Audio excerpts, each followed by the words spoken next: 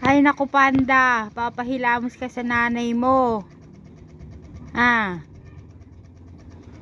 Galing tamad maghilamos sa sarili, sa nanay niya nagpahilamos. Kulit, mag-ina talaga si Inday.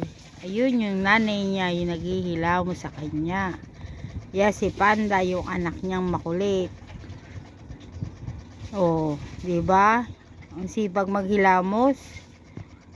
Sipag hilamusan yung anak. Panda.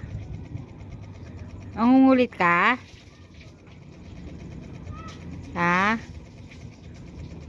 Sipag-sipag ni Inday, tumigil na. Napagod na, napagod na si Inday. Day!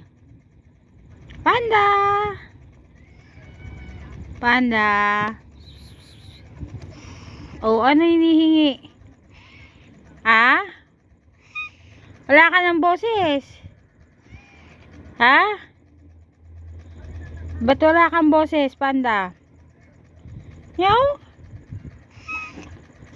Wine ka na ba? Ay, dumagdag yung isa, yung isang kapatid ni Pandang makulit din. Ay, naghilamos. Gumaya. Inggitero.